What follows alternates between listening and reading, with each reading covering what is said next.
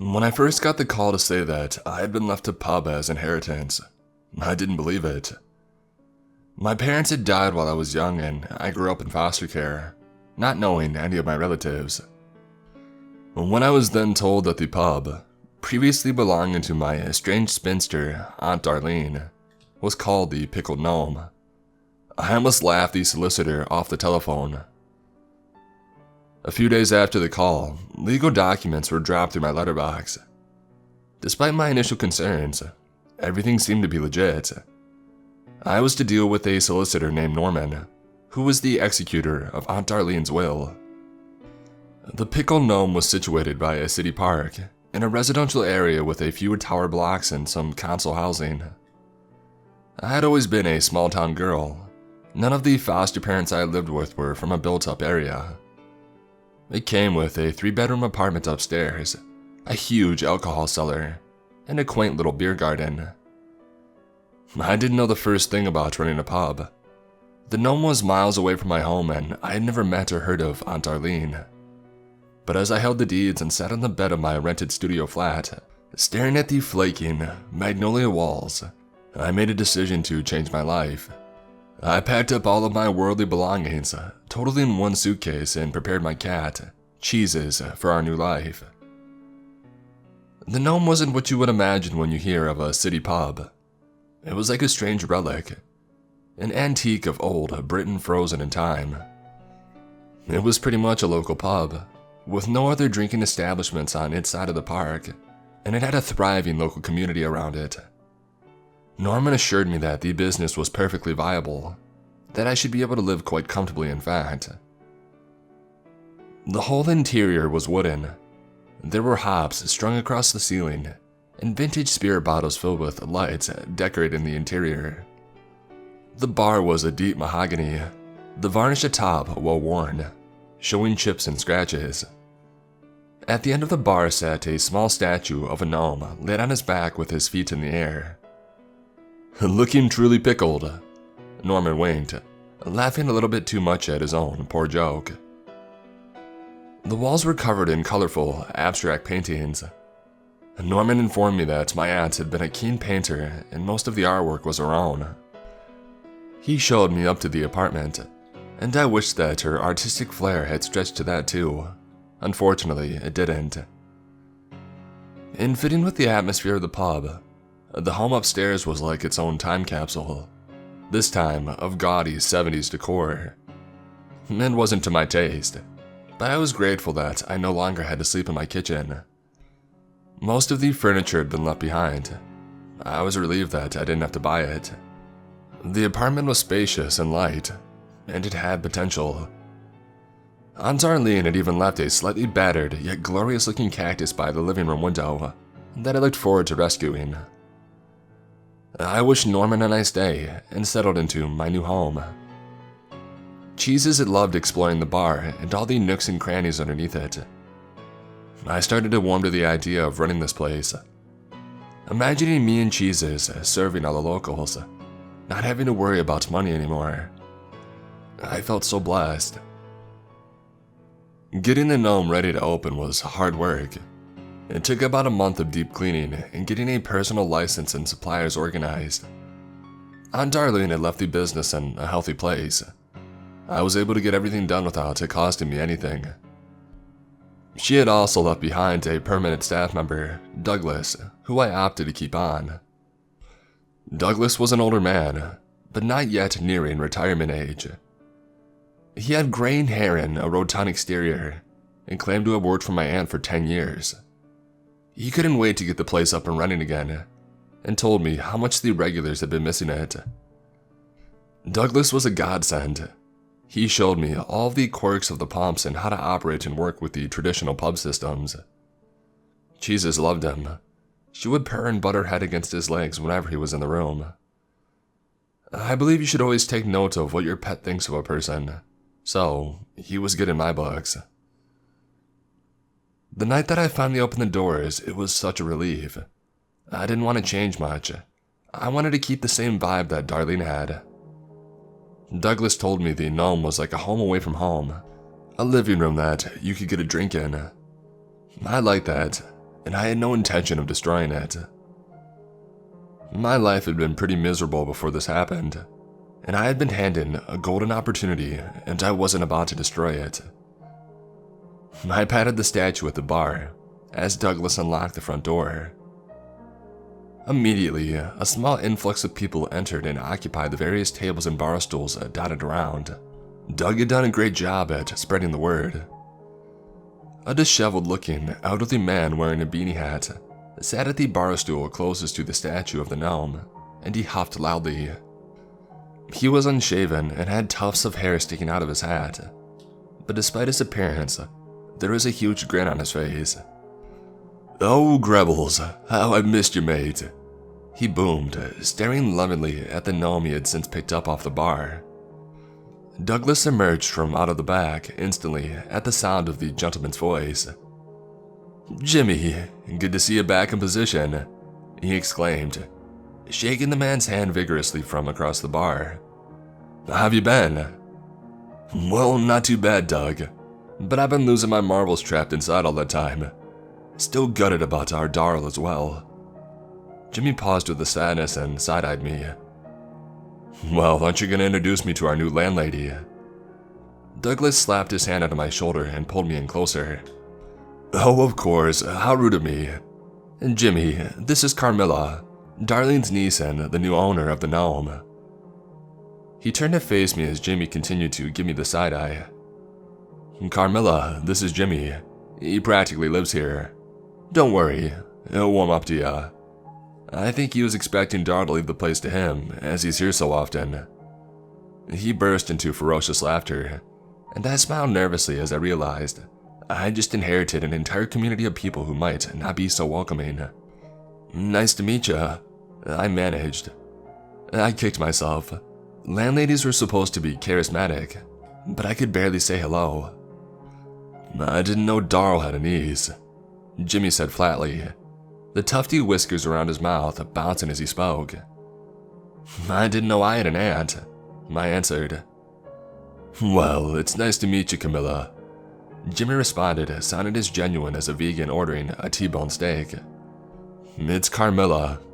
Who's Grebbles?"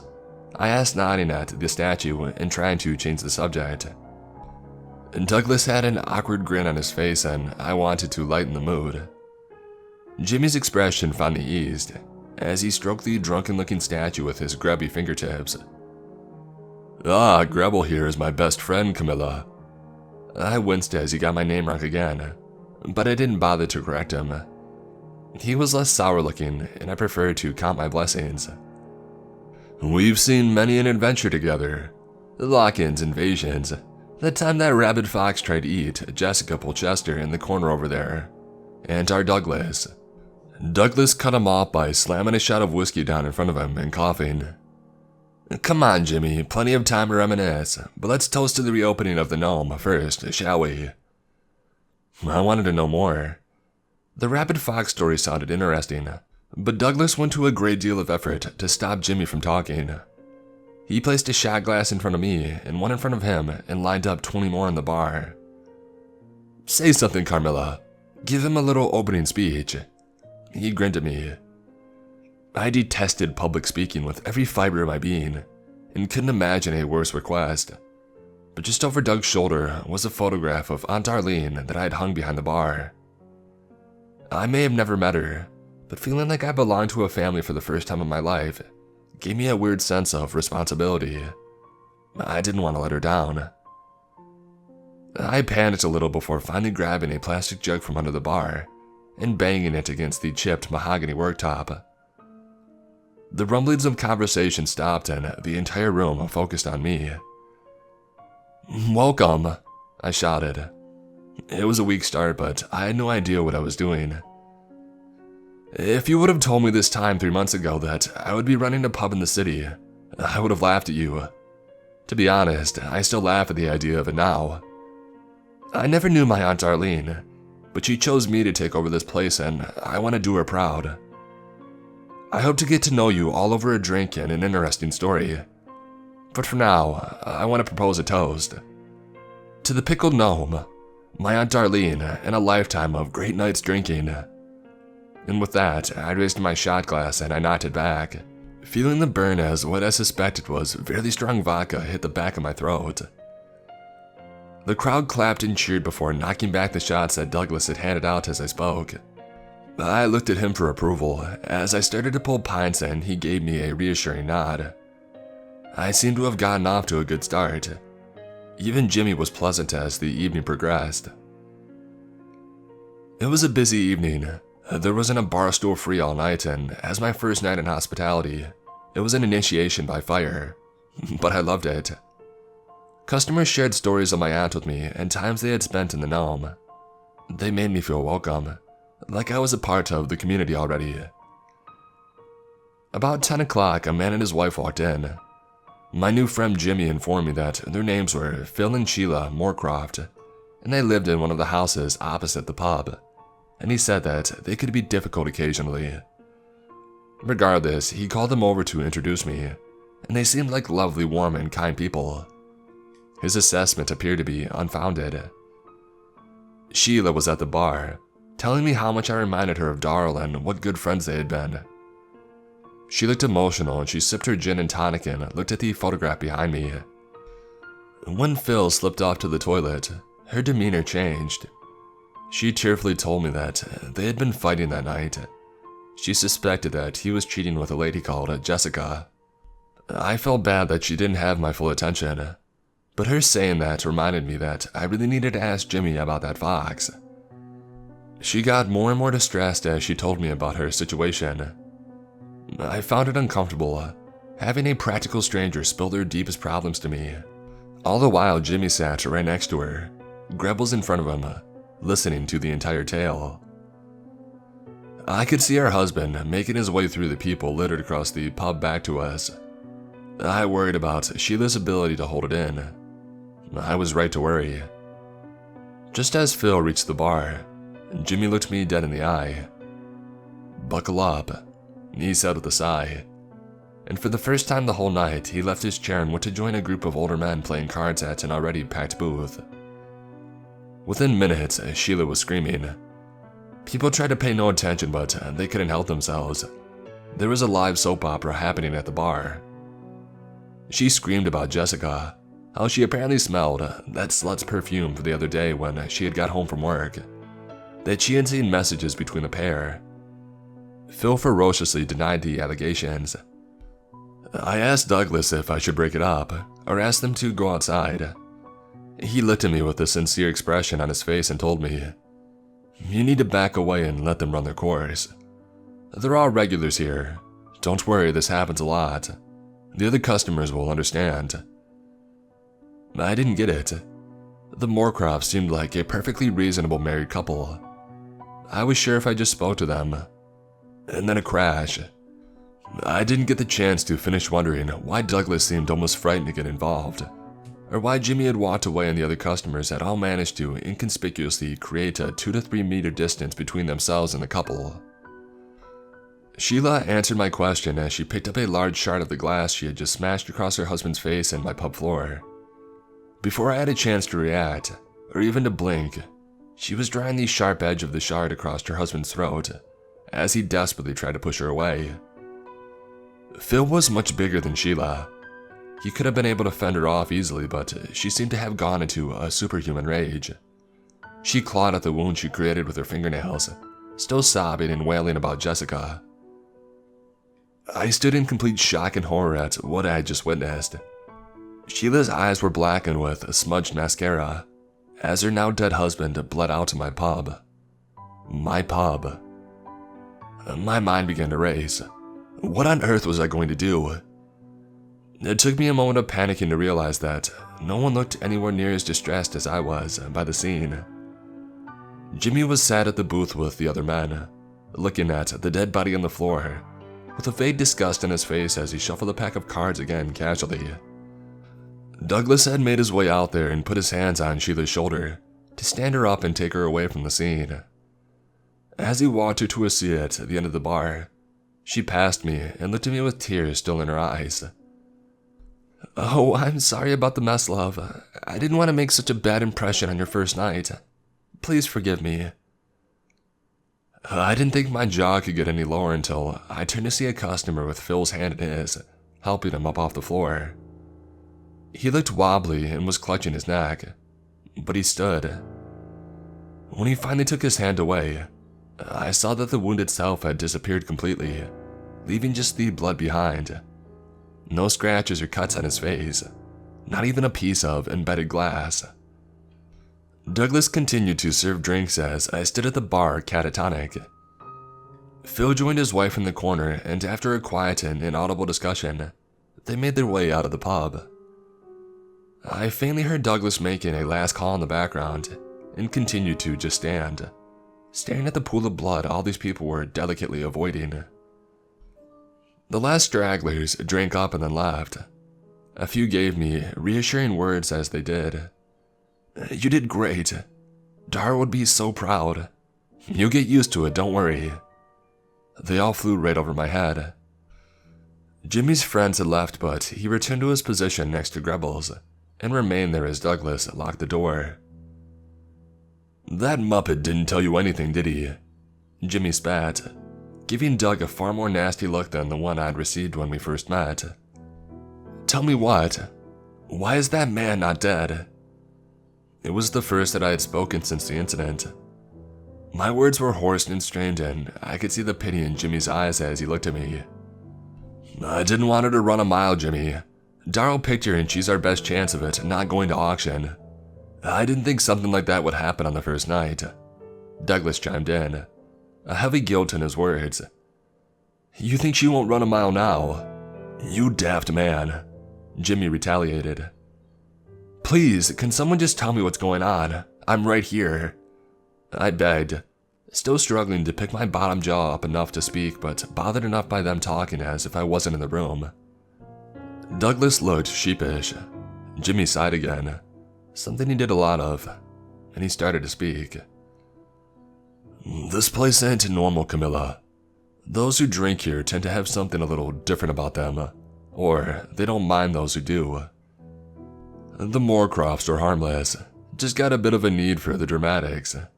Phil's not cheating, but he is an asshole and Sheila's a drink with trust issues. Makes for some huge blowouts. As far as warning, the Moorcrofts aren't the gnomes, only unique regulars. Not all of them will get their throat slit and get up off the floor 10 minutes later. But some might try to get in your stores through gaps in the door frames, or grow sharp claws on a Thursday night that pierce all of your glasses. Best you use disposables on Thursdays. You'll thank me later. Anyway, you'll see. That is if you decide to stay. Dara was very accepting. She made us all feel welcome, no matter how unique. She must have thought that you would have been good for this place." I tried to take in what Jimmy was saying, but I couldn't. I had wondered about the sealant on the cellar door's frame, though. I presumed it was pest-proofing, but now I wasn't so sure. "How could she think that when we never even met? She didn't know me," I answered, feeling emotionally overwhelmed by the whole situation. "And you didn't know her. She chose you for a reason, I promise. But if you want to leave, we get it." He scouted Douglas one more time and finished up his drink, looking resigned.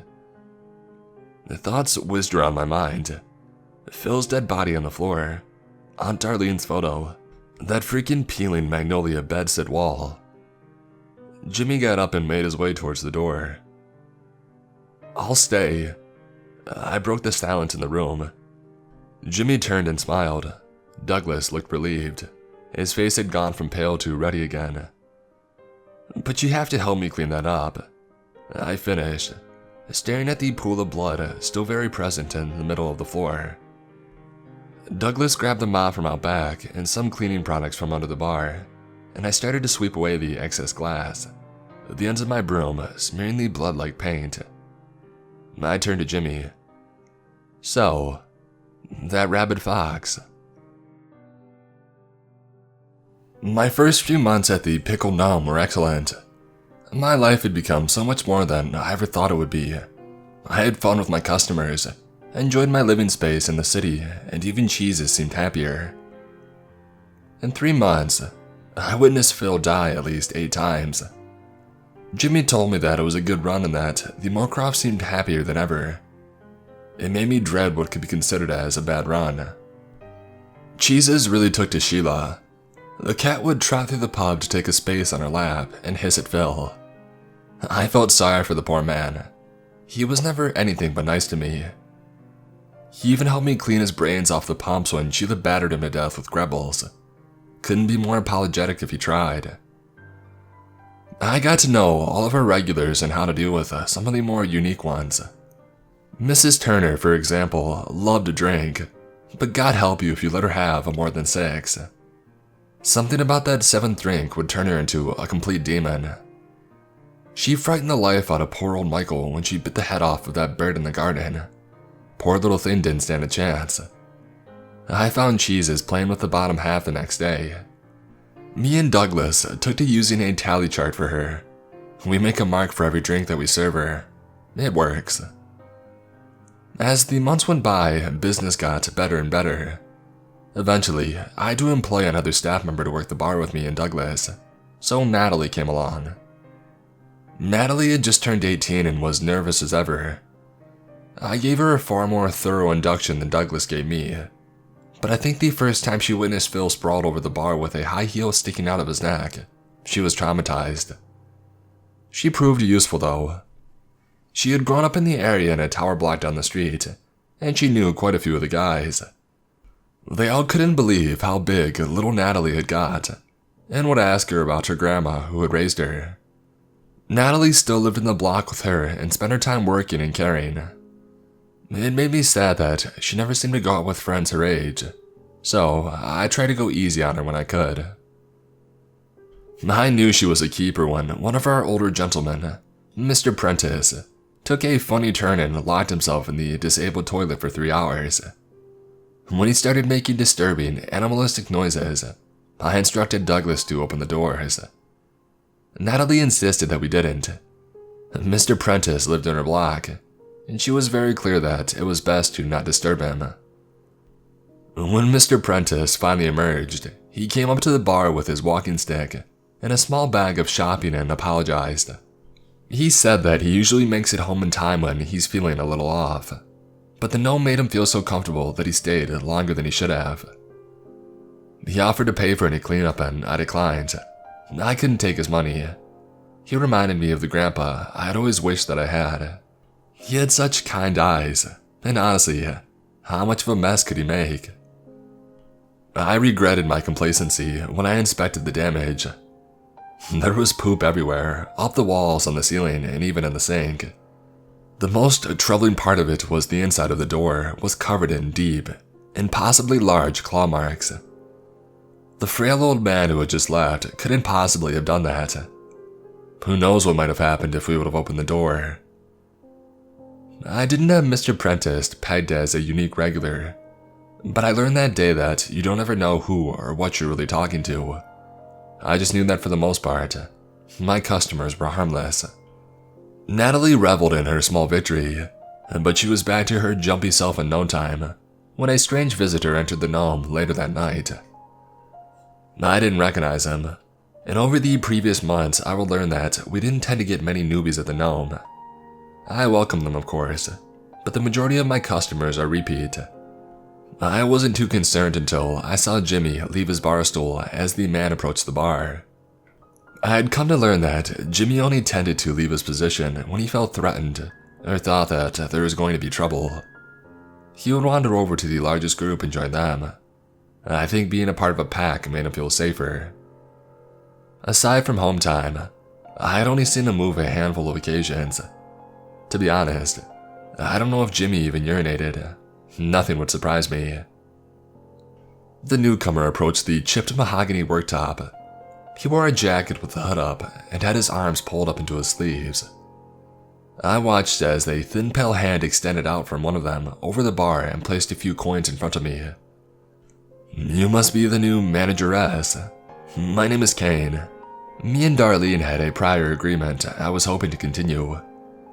Could we discuss over a large red wine, please?" He spoke with a constant sense of mystery in his voice, as if he was narrating a ghost story, or was going to present me with a deal the likes of Rumpelstiltskin would wince at. He practically spat the word please, as if it had left a bad taste in his mouth. It really put me on edge. "Nice to meet you, Kane. My name's Carmilla. If you could just excuse me for a moment, please." I didn't give him an option. I left his coins where they were and I went out the back, leaving Natalie to man the bar whilst I went to find Douglas. Douglas was arguing with a particularly slender woman when I found him at the entrance to the stores.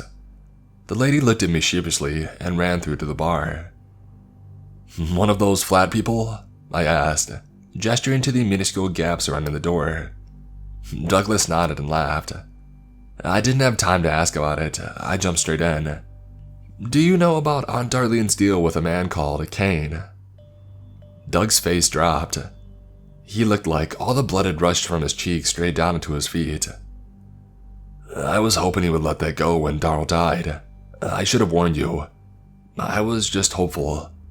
I'm sorry, Carm, I really am." He spoke so gravely I started to panic. "What do you mean? What does he want?" "Kane holds a meeting in the Gnome on the third Wednesday of every month for his weird friends. Darlene loved him at first. He paid on time. They always bought drinks and he was polite. Things changed when Darl found out what they were meeting about. They always demanded strict privacy, but she thought that she had heard the door go and was expecting a delivery, so she came downstairs to the back door and overheard the content of the meeting. Darl told us that Kane and his group were cloaks, people who help others commit and cover up crime and evade punishment. They weren't aiding and abetting minor crimes though. They were the worst of the worst. Naturally, Darl confronted him, kicked the group out of the Gnome, and threatened to contact the authorities. I interrupted. "Just like I'm about to do too. I won't have a person like that under my roof." I started to storm back to the bar, ready to get rid of Kane, but Douglas grabbed me in protest. "Stop. You didn't know your aunt, but dang it, you were stubborn like her sometimes. Kane isn't a person. He's a monster. Darl would never have let him walk free if she had a choice." I felt my heart drop into my stomach. We were surrounded by the unusual and things people would find traditionally scary. It was our normal. To hear Douglas refer to Kane as a monster truly scared me. How did he take away her choice? Douglas opened his mouth to answer, but the words never made it out. There was an eruption of shouting and commotion from the bar, followed by a shrill scream. "Natalie!" Douglas ran towards the door and I followed. Inside was Carnage. The first face that I confronted with was Sheila's, mascara tears running down her face. There was no comforting dead Phil that followed her though. Instead was a full room of terrified punters. "Carm." Natalie wheezed from her position, standing on top of the bar. Kane was sat calmly in front of her with a large glass of red wine in his hand. He had taken his head down, and I could clearly see his gleeful expression as my bartender danced for him, limbs broken, looking and contorted like a marionette. Natalie looked like she was in so much pain. The positions her body parts moved into as she danced were so unnatural.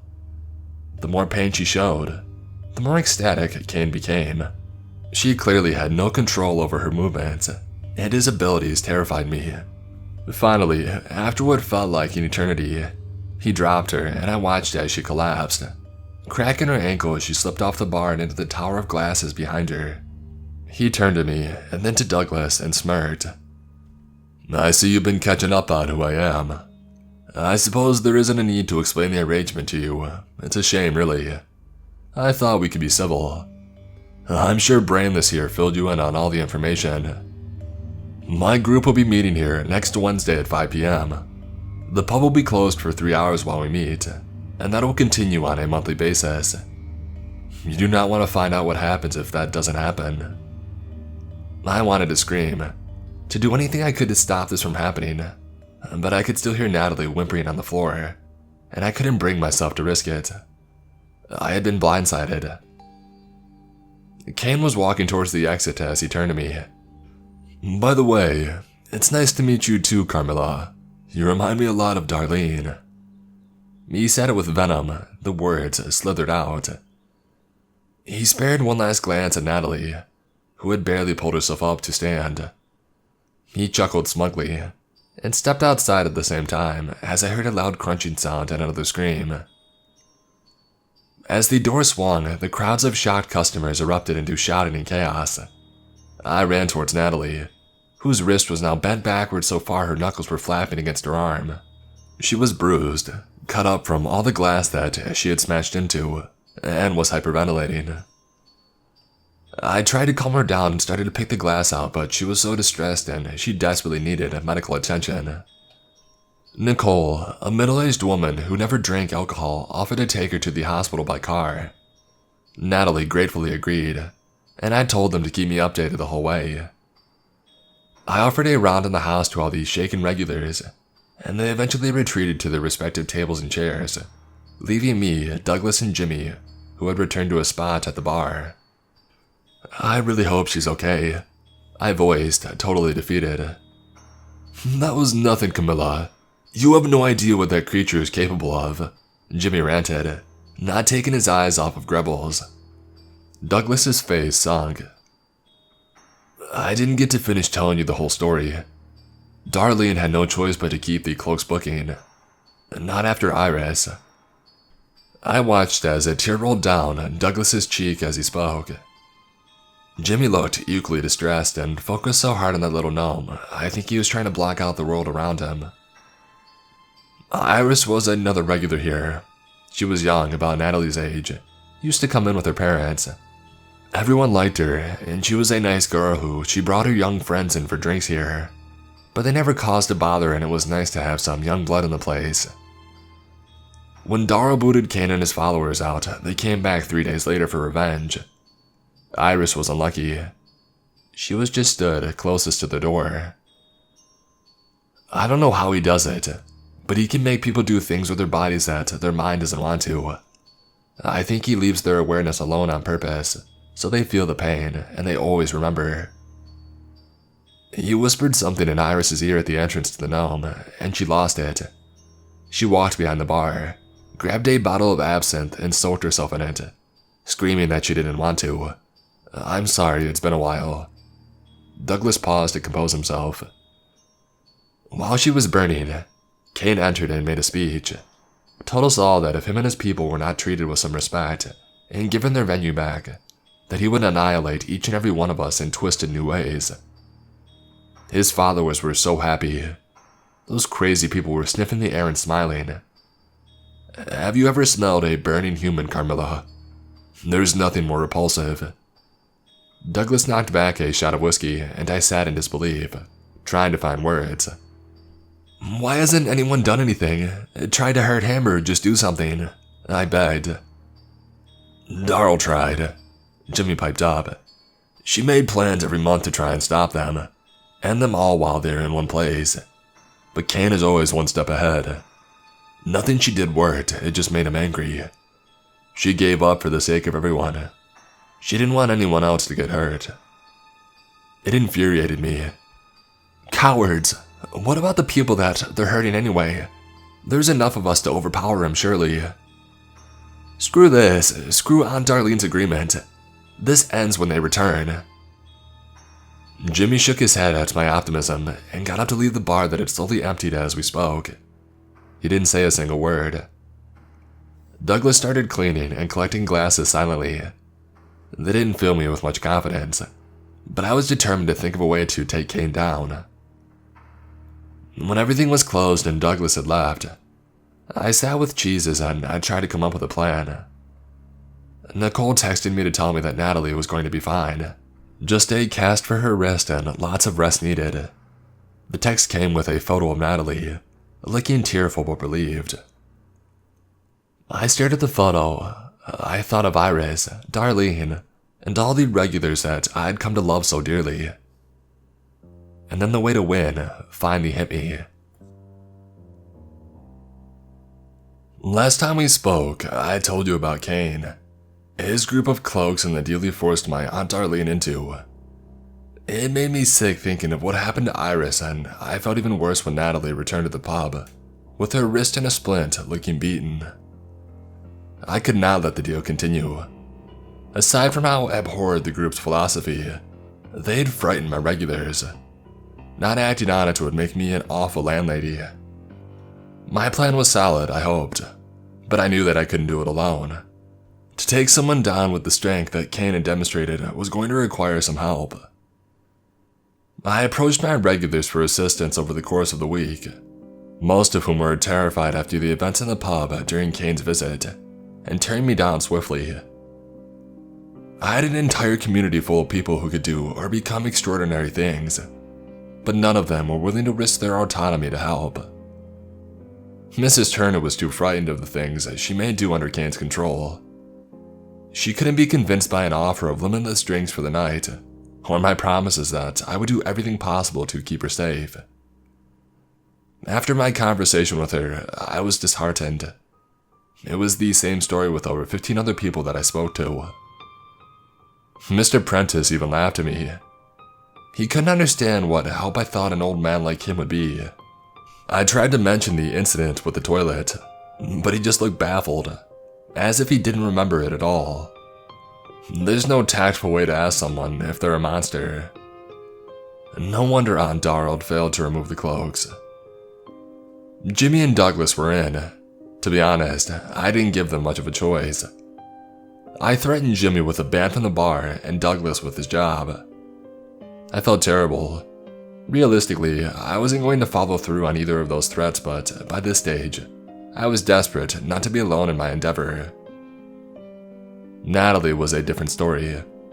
Her nervous demeanor had gotten worse since her attack. I tried to insist that she took some paid time off, but she refused.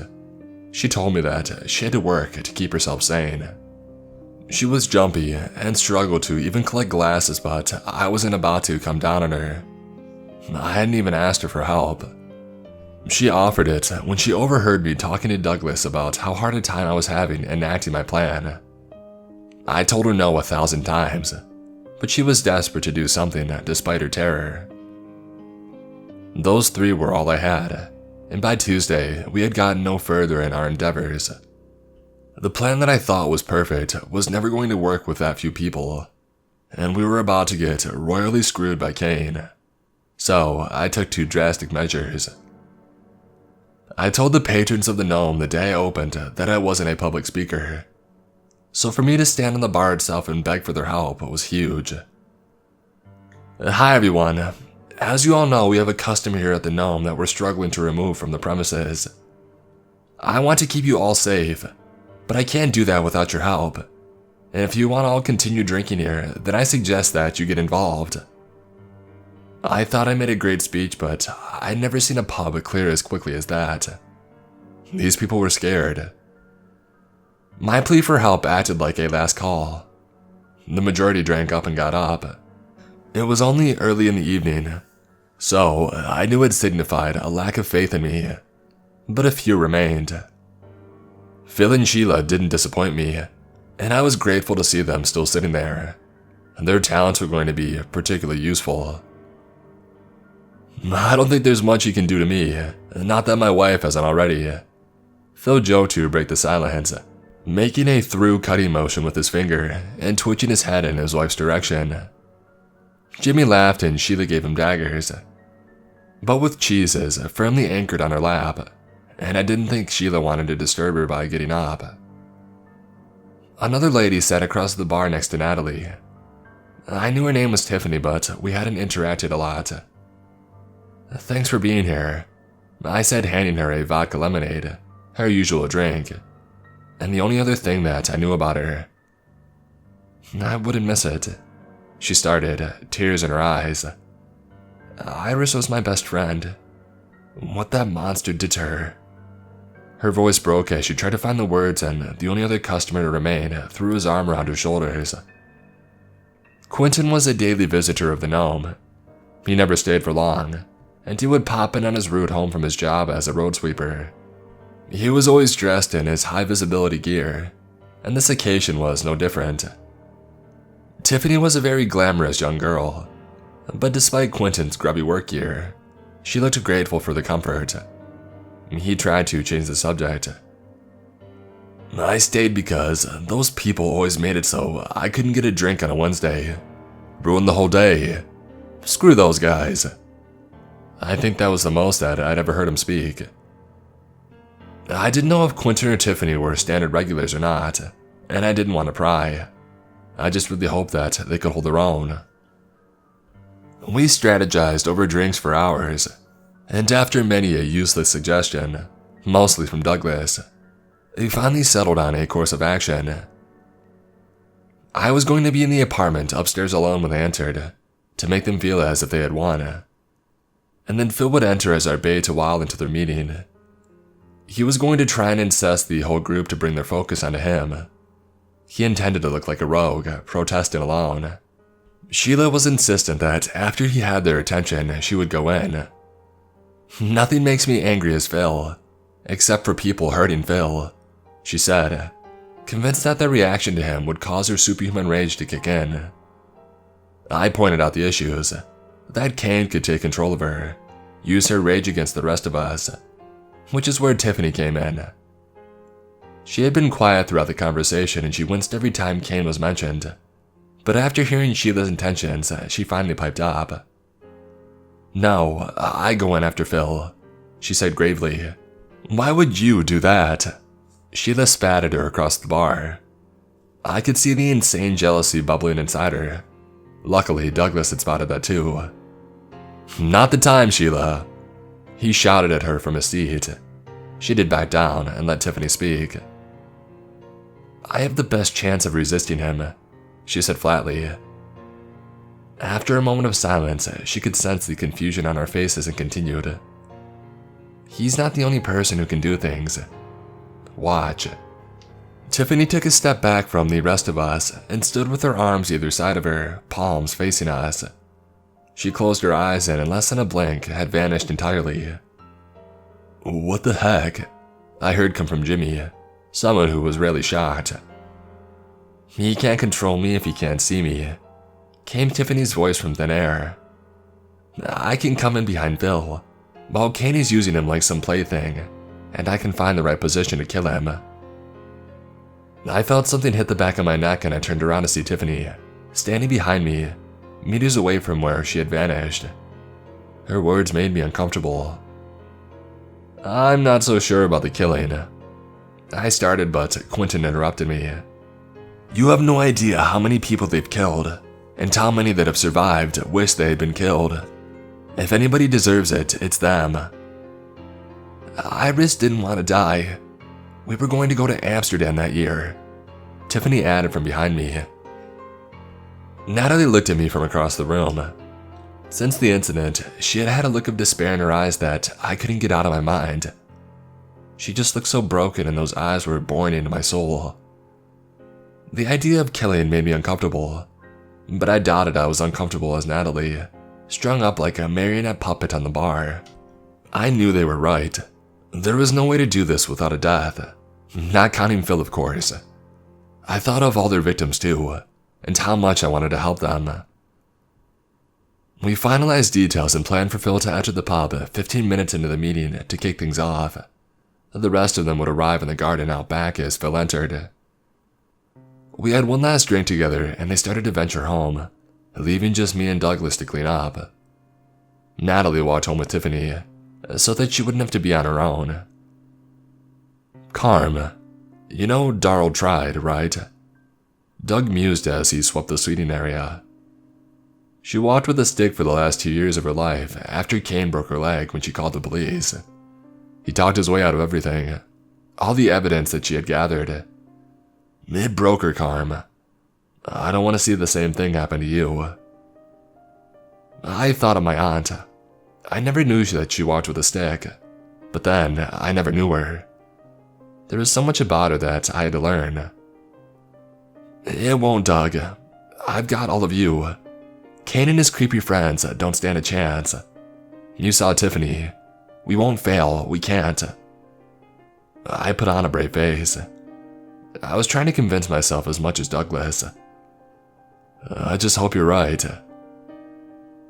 We finished up about an hour or so later and Douglas went home. leaving me to lay in bed, mind racing, with cheeses on my lap.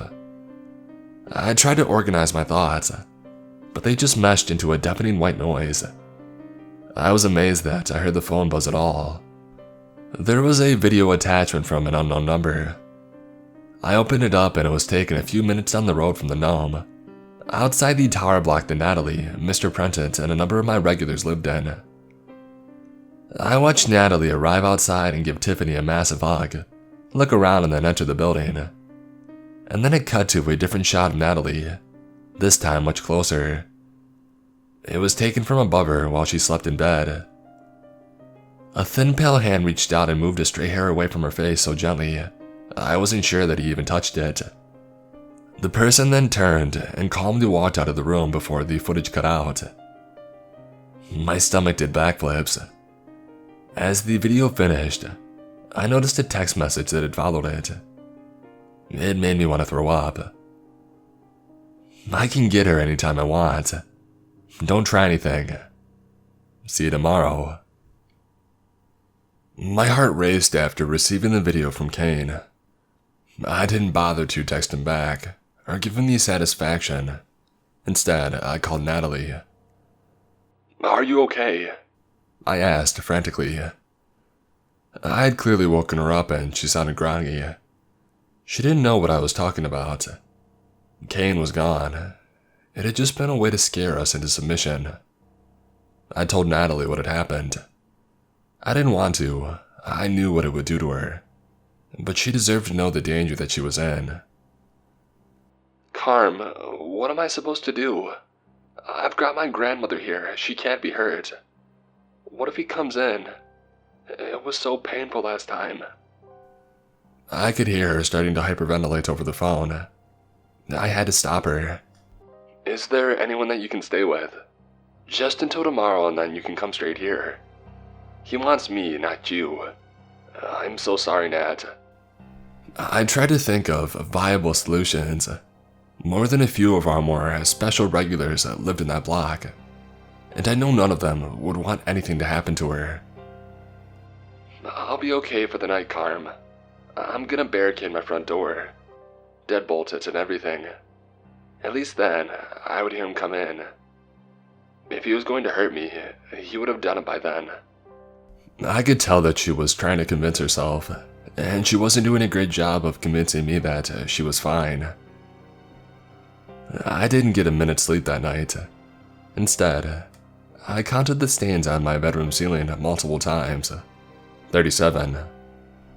I was feeling pretty disheveled and tired by the time that I heard a knock at the door. I almost jumped out of my skin. It was Natalie. She was alive. Thank God. I gave her a massive hug and she smiled weakly. "Is the kettle on? Just going down the stairs in the block felt like a marathon today." She huffed, hands on her thighs. I got the tea going and I sat together in the bar. It had better seating than upstairs. "Have you worked out what you're going to do now? What's the new plan?" Natalie asked. I sighed. Staring at my ceiling, counting stains hadn't given me any inspiration. I had nothing. "The plan remains the same. I still think that we can blindside them with Phil. Don't worry, I've got this under control." That was a lie. "You're underestimating Kane and you know it." I didn't have time to respond. Just tut and shake my head. Douglas was at the door. He had bought pastries for breakfast. "You look awful, Carm." It wasn't the friendliest greeting I'd ever had, but I couldn't argue with him. Natalie shot me daggers as she ate her cinnamon swirl. Cheeses napped on Douglas's lap, and just looking at her made my eyes feel heavy. I had no idea how I was going to stay away Two-Face Kane, let alone remove him. The day passed and the clock ticked. We didn't open the pub that day. We just waited, knowing that it could very well be the end of life at the Pickled Gnome as we knew it. Natalie's cold glare softened when we heard them enter downstairs. She went from a hardened presence that was judging me to a little girl that I had to protect in minutes. "We just have to stay here," I said, trying to keep my composure. I wondered how long it would take for Phil to arrive. I could already hear tables and chairs being moved around below me. Crap, I wasn't cut out for a leadership role here. It didn't take long. I heard the most gut-wrenching crunch followed by shouting. "Carmilla, I suggest you get down the stairs now." I froze for a moment at the sound of his voice. Had Tiffany entered yet? What about Sheila? Were my regulars all dead on the floor downstairs? How did they kill Phil this time? "The girl and that blundering idiot too. Hurry up." Kane sounded impatient this time. Natalie grabbed a hold of my arm, digging her nails in so hard I'm sure I bled, but the poor girl was so scared I couldn't stop her. Douglas led the way. The scene was awful. Kane's friends had literally torn Phil apart. They slashed his limbs with broken glass and severed an entire arm. I gasped at the sight, and the closest goon to the body booted him so hard in the face that his features collapsed inwards. "I tried to warn you, Carmilla. Why have you done this to yourself? Your friends?" Kane smirked at me and raised an eyebrow. He enjoyed the game. I surveyed the room. It was hard to take my eyes off of Phil's grotesque corpse on the ground. I wasn't sure he could reattach his arm. Sheila hadn't dismembered him before. I couldn't see anyone else, but I knew that didn't mean Tiffany wasn't there. "Please, don't hurt anyone. I didn't know he was going to do this. I got the message, I promise," I plead, feigning ignorance and sticking to the original plan. Sleep deprivation was getting to me, and I was struggling to speak properly. "I don't think you did. I hold the manageress responsible for any issues my group has during our booked time here, so I'm afraid your weak begging won't cut it." He looked me dead in the eyes, and I felt Natalie's nails dig further into my skin. She wailed and convulsed before collapsing in agony, arms suspended in midair, holding her up as if she were tied to something. "Stop it, you monster!" Douglas screamed, making me jump. "Please don't hurt her. Hurt me. It's me that deserves this, not her," I added, running down the stairs towards Kane. "I wouldn't come any closer," he said calmly, holding his palm out towards me. I stopped. He scrunched his hand into a fist, and I heard a wailing from behind me. I turned to see Natalie being hoisted off the floor by her own arms. Her feet dangled desperately until even her tiptoes couldn't reach the floor. I heard her arm click out of place as it struggled to hold her weight, watched as her joints dislocated under the strain. I had never seen pain like that. I turned back to Kane. "You're evil," was all I could manage. I was in pure shock and had no words. "And you're stupid. Hurting you wouldn't be half the fun as." He was cut off. Literally, in fact, by a large knife that sliced into his throat. In the blink of an eye, Tiffany was visible behind him, hacking at his neck like she was possessed. Natalie hit the floor with a thud, panting with relief. "Iris was beautiful. She was the most amazing person, and you took her." Tiffany cried as she sawed through vertebrae with an incredible strength. The room instantly descended into chaos.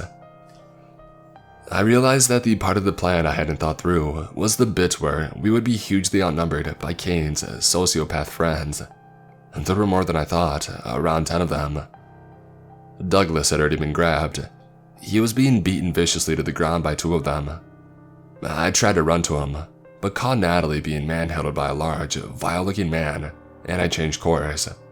I knew Doug would understand. When I was eventually grabbed myself, I realized that we were hopeless. It was likely that we were all going to die in the gnome.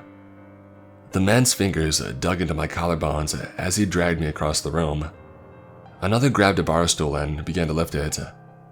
I was certain that he was going to use it to end my life. But then the door opened. The crack of dusty light was like a ray of hope that was soon blocked by Sheila's incredibly angry silhouette. She screamed when she saw him, Phil, on the floor with his face all squashed in like that. It wasn't like the multiple times that she had killed him. It was real devastation. She let out a guttural, primal cry that hurt my soul. It stopped every inch of chaos in its tracks. No one could take their eyes off of her. The man holding me even loosened his grip. She stopped for only a moment, before unleashing her overwhelming anger on the room. Sheila was a small woman, about 5'4" in heels, but she could attack more violently than any man I'd ever seen. She was the true human incarnation of rage. She ripped through the room, blood spraying in her path. Quentin had come in behind her and was battering the attackers with a broom, a satisfied look on his face. They would have eaten him alive if he hadn't been with Sheila. The bodies began to pile up. It wasn't long before she had reached me and ripped the face off the man who had been holding me. Flaps of his cheeks littered the floor. Sheila finally made it to Tiffany, who wasn't moving on the floor after a violent beating by 2 of Kane's goons, next to their decapitated leader. She reached out towards one and dug her thumbs into the eye sockets. Individually, they started to bleed. You expect eyeballs to come out easy, but they don't. There's a lot of mess first. As she turned to attack the last remaining follower, he reached into his pockets and he pulled out a gun. It stopped Sheila in her tracks. I felt woozy.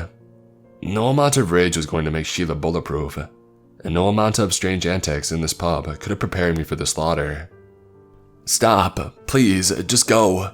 No one else needs to get hurt," I screamed. "Oh, now you want to be peaceful because I have a gun, right? Well, that isn't gonna work. All my friends are dead. You're coming with us, you." And then a thud. He hit the floor. Have you ever seen an old friend and felt warm inside? Like everything in the world was okay? Well, that's how I felt when I saw Grubbles coming towards the gunman's head with quite the velocity. I had wondered where Jimmy had been all this time. I don't know how long he had been under the bar for, but I had never felt more warm inside. He chastised me for even attempting to stop Kane, but in the end, he was there for us. Sheila grabbed a hold of the gun from next to the unconscious man and shot him 3 times. She didn't stop to stare. She dropped it instantly and ran to Phil's mangled corpse and sobbed. I surveyed the pub. The bodies everywhere and my friends, trying to pick up the pieces. Douglas was comforting Natalie while she cried into his arms. Jimmy stood with Sheila, desperately trying to wake Phil. It may sound sick, but he had never looked more dead before. In the corner was Quentin, stood over Tiffany. I ran to them. I wanted to try and help, to get her up so we could get her to the hospital, but as soon as I saw her, I knew. It was too late. She was gone. I looked at Quentin and I pulled him close for a hug. As tears streamed down my face, I could see the front outline of someone standing up. It was Phil. His features were no longer sunken in and disfigured, but he looked far more disheveled than usual, and he was noticeably still missing an arm. "You're alive!" Sheila screamed. "Of course I am, honey. You've tried harder than they did before." He chuckled awkwardly. "I'm not sure I'll get that appendage back, though." He pointed to his severed arm with the one that remained. He tugged at the sleeve of his shirt to reveal a perfectly healed stump. I smiled a little. Amongst the chaos, there was some normality, but my moment of peace was bittersweet. I was instantly reminded of Tiffany. There was nothing any of us could do. We tried CPR and everything, but she had stopped breathing. There was no heartbeat. Her parents knew about her special talents. They were there when Iris. They deserved to know the truth, Quentin suggested after a long bout of silence amongst the group. He tried to be strong, but his voice cracked as he fought tears. "We'll come with you. Let's take her home." Sheila answered him softly, putting an arm around his shoulder. She had gone from killing machine to someone who was gentle and maternal. We all helped wrap Tiffany in bedsheets. I made sure they were clean ones. It felt more respectful. And then we loaded her into the back of Quentin's console van. He only ever had 1 pint at the end of work, so he often parked the van outside. When they drove away, there was a void. Everyone left in the pub could feel the pangs of loss. Natalie was laid in the booth recovering. The damage to her arms wasn't as bad as I had initially thought. Tiffany had stopped Kane in time. The endurance of the human body is amazing, and Natalie was one tough cookie. Douglas was cleaning. It's what he did after anything he found stressful. Jimmy stopped him. "There's no point mopping up, Doug. We need to get rid of the bodies." Crap. Another thing that I hadn't thought of. "I know how," came a feeble voice. Natalie hoisted herself up.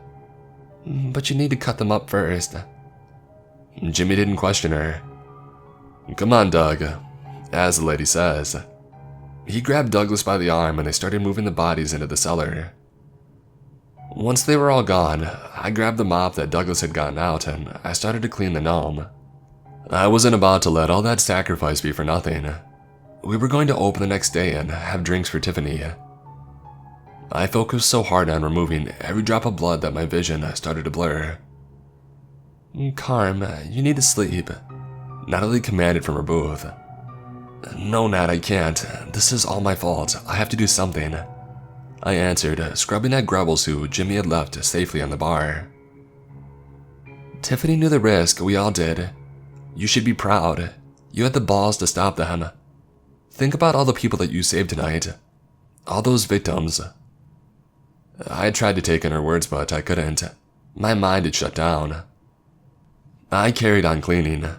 Eventually, Jimmy and Douglas surfaced. About 11 p.m., Natalie weakly stood up. She insisted that she needed to get the dismembered parts home. She said that she could dispose of them in her block once it reached 1:11 a.m. This raised a huge amount of questions that I wasn't sure I wanted to know the answers to, so I decided not to ask. Douglas loaded up his car and helped Natalie into the passenger seat. The gnome was clean, the bodies were gone, but it still felt like a different place, like Kane had ripped the soul from it. Jimmy checked if I was going to be okay and he made his way home. I locked the doors and I made my way upstairs where I laid in a bed and cuddled up with Jesus. My mind raced, but eventually, sleep deprivation got the better of me and I crashed. I woke up the next morning unsure of how I felt. I realized my idea to hold drinks for Tiffany may have been a bit soon, but I was determined to get the place up and running. Douglas arrived and made tea around noon. It was refreshing to see him. I asked if he had heard from Natalie, and he said that he had spoken to her that morning, and everything had gone smoothly. I considered asking about her methods again, but decided it was better I never knew. We prepped the bar and things started to feel almost normal. Opening the doors was a release. Jimmy was in position within minutes, and Phil and Sheila were at a table telling some other regulars about Phil's lack of an arm. Maybe the gnome was going to be okay. I was feeling hopeful. "Camilla." Jimmy stopped me between pouring pints. He still never got my name right. "Larger?" I asked, almost smiling. "No, well, yes. But I need to tell you something." My heart sunk. "What?" "When we moved the bodies," I shushed him. "Don't talk so loudly," I begged. Jimmy looked around, and then he said something that sent chills up my spine. "It's Kane. We never found his head."